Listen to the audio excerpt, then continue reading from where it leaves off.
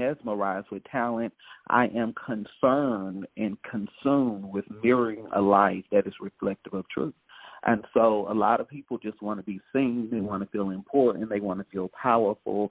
I want to be truthful. I want to be authentic. I want to stand in the authentic truth of who I am, to own that and to show up in the world as the greatest expression of who I was created to be.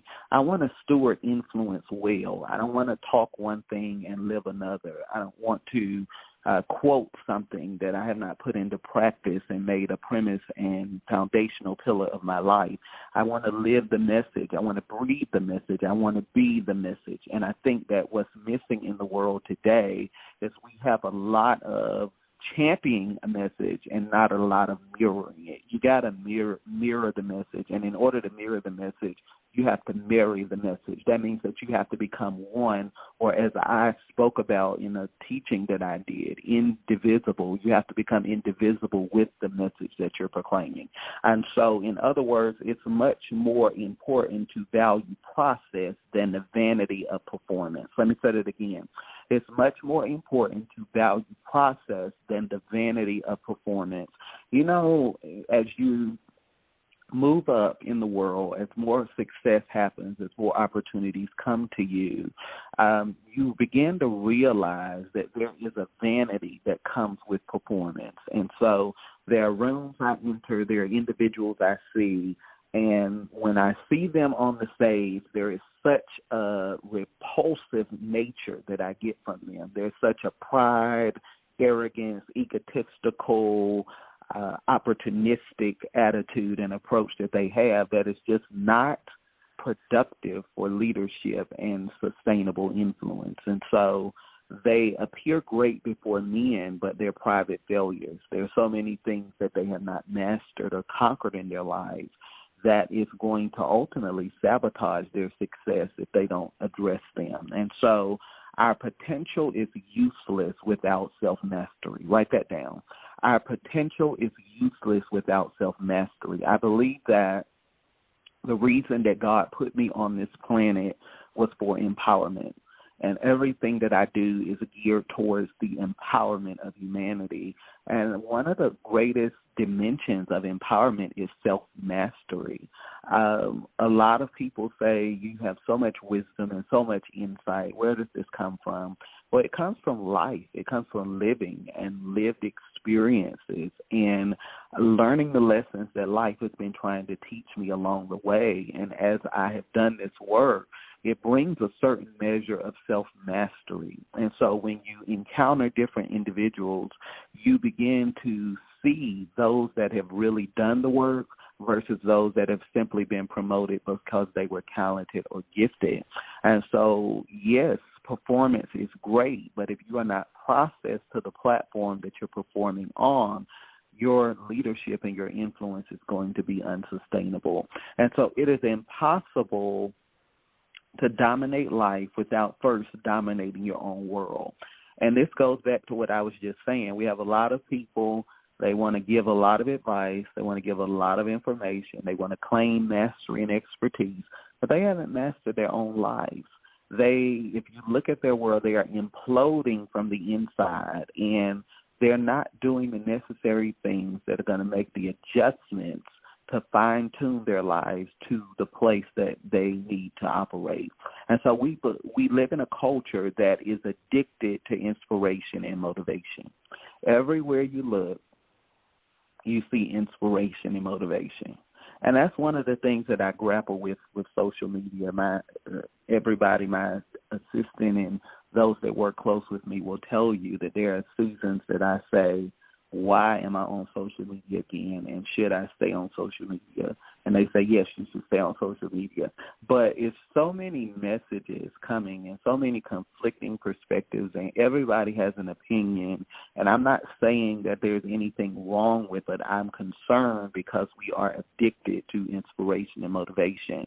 And what happens is we begin to crave soothing, but we detest the work that goes into strengthening our lives. Write that down.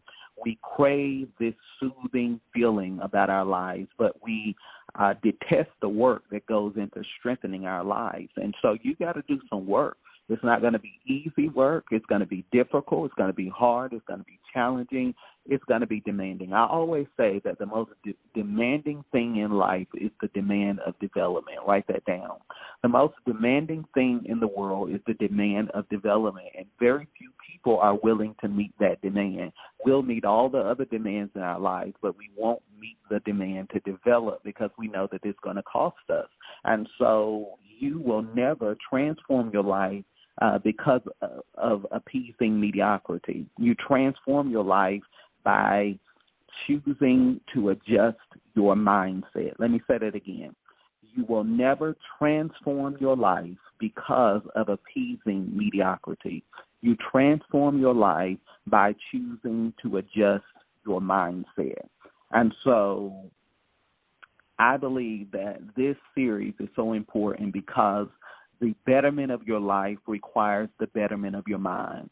You've heard me say this so many times, that your moments are a mirror of whatever is living in your mind. And so if we can change your thinking, we can change the trajectory of your life. What's the one thing that can change everything about your life is your thinking. And as you change your thinking and you adjust your thinking, it begins to alter the trajectory of your life and what is ultimately possible for your life.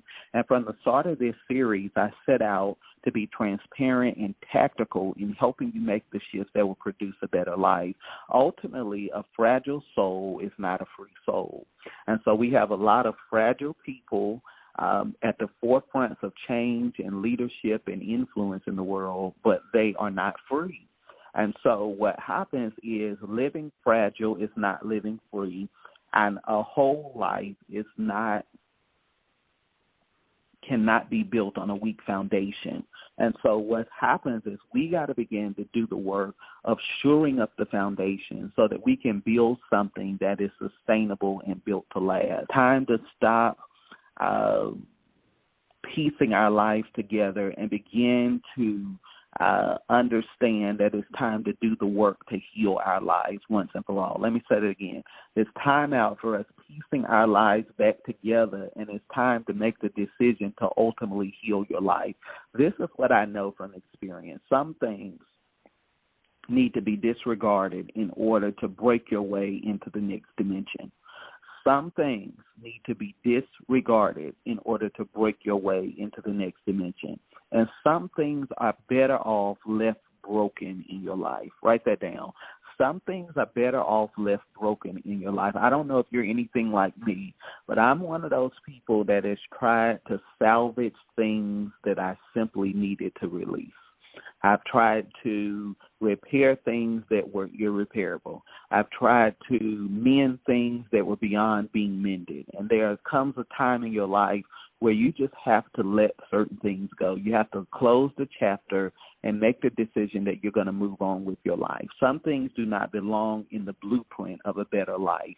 And I think that a lot of the misery and the pain and the unhappiness that so many people in the world feel today is because they are trying to get things that belong in a past season to live in a present moment in their life. And it's illegal. It's a violation of laws and principles, and it only produces cycles of misery and pain in your life. There are still some things in your life that you just have to be willing to part ways with in order to step into what's truly possible for you.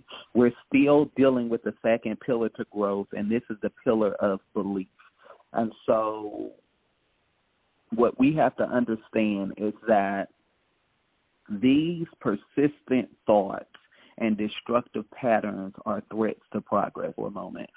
When you begin to find yourself constantly, what I call looping, a psychological construct or thought pattern or process in your mind over and over, and you know it's not healthy, it's not productive to what you're trying to create or who you're trying to become, you have to begin to deal with this because this is going to be a threat to your progress. And some ways of thinking have persisted so long in our lives that they have attempted to establish a permanent residence in our lives. Write that down. some ways of thinking have persisted so long in our lives that they have attempted to establish permanent residence in our lives. And for me, I'm just going to be very transparent because that's the only